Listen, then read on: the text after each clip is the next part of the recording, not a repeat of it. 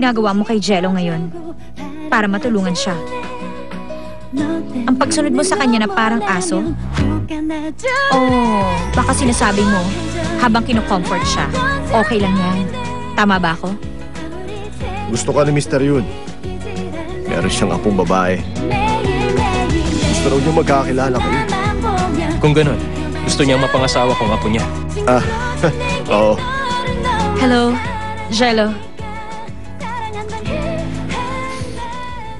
Di ko na palalagpasin ng pagkakataon upang sabihin na mahal kita. Mahal kita.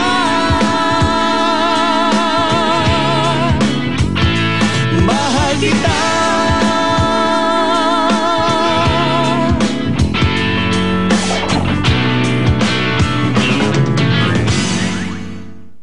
Halika, maupo ka.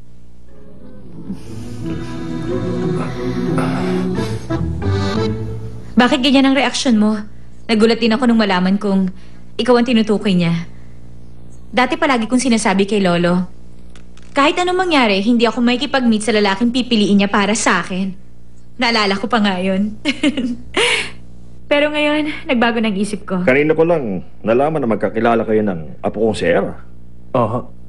Pareho po kami ng school. At magkaibigan kami. Hindi ko nga alam kung bakit bigla siyang pumayag na sumama sa akin ngayon. Siguro, ikaw at si Era are really meant for each other. Ang mabuti pa, umorder na tayo. Sige ho. Okay na? Order anything you want, huh? Okay, sige po, Lolo. Ikaw rin, Jello. Opo. Ayaw niya po ng fried food or yung masyadong oily. Jello, mukhang masarap to. Hindi to oily. Okay ba sa'yo to? Okay lang. Nakakatuwa. Alam niyo, kung hindi ko kayo kilala, iisipin kong bagong kasal kayong dalawa. Pag kayo mag-alala. Paalis na rin naman ako niyan. Anong ibig niyong sabihin? Hindi na kayo kakain? Ano ka ba? Siyempre ayoko makaistorbo sa inyong dalawa. Jello? Jello? Tita! Jello! Honey, nasan si Jello? Umalis po. Umalis si Jello? Opo. May meeting daw po siya ngayon.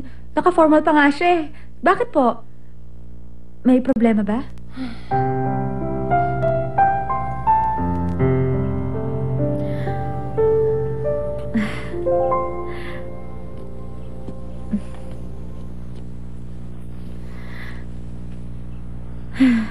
Nagulat ka ba?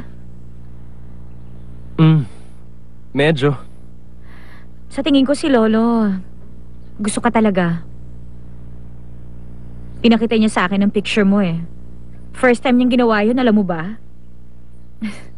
Nung una, ayoko talagang tingnan yung picture. Pero tagapagmana ka raw ng isang game company. Nakita ko na ikaw ang tinutukoy niya.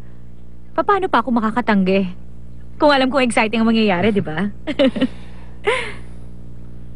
Gusto ko ring makita ang reaction mo eh.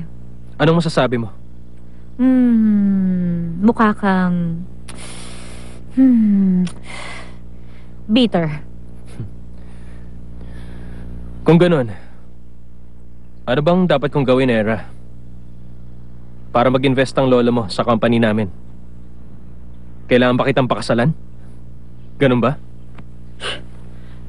Mukhang ganun na nga. Kaya lang, ayaw mo naman, di ba?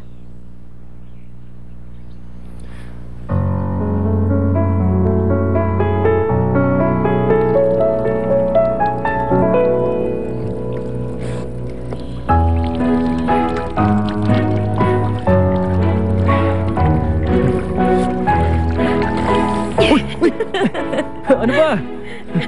Para kang bata.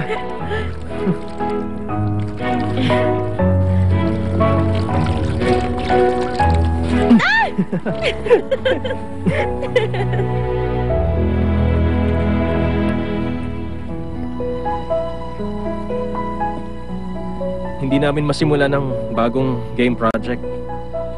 At hindi pa rin namin napapasweldo ang mga empleyado. Kaya pumayag ako makipag-meet ngayon. Alam mo, totoo, nakahinga ako ng maluwag nung malaman kong ikaw ang makakasama ko. Pero hindi ba, Ayaw mo nang pinipilit kang gawin ng isang bagay? Alam mo, Jello, hindi ko inaasahang sasabihin mo yan sa akin. Ako rin.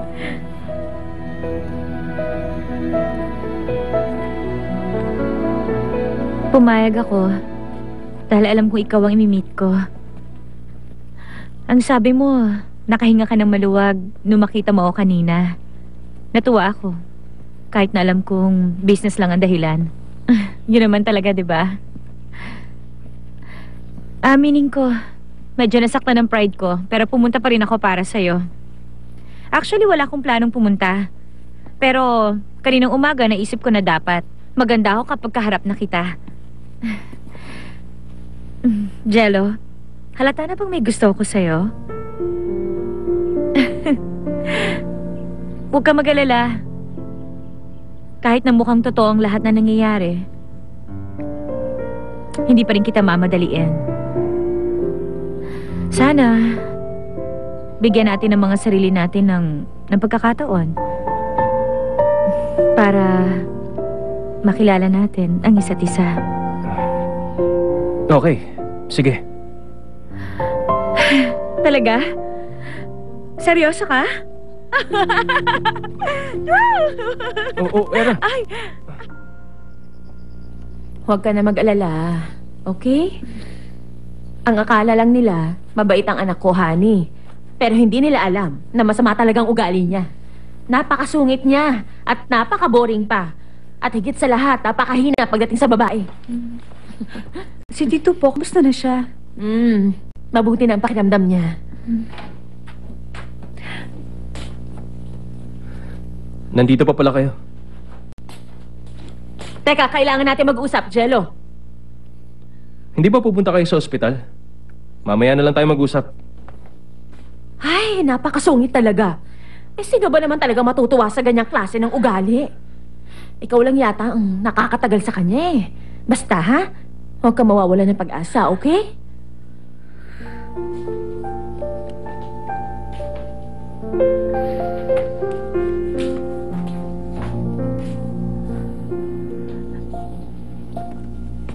Maaga kang nakauwi. Tama. O ano naman ngayon? Teka.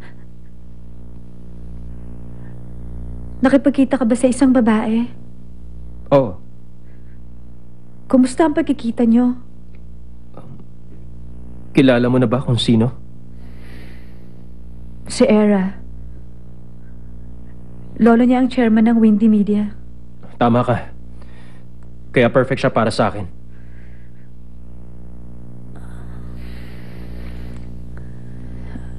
Si Era.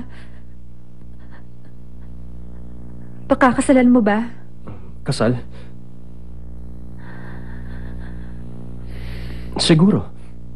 Sa palagay ko, yun ang patutunguhan ng meeting kanina.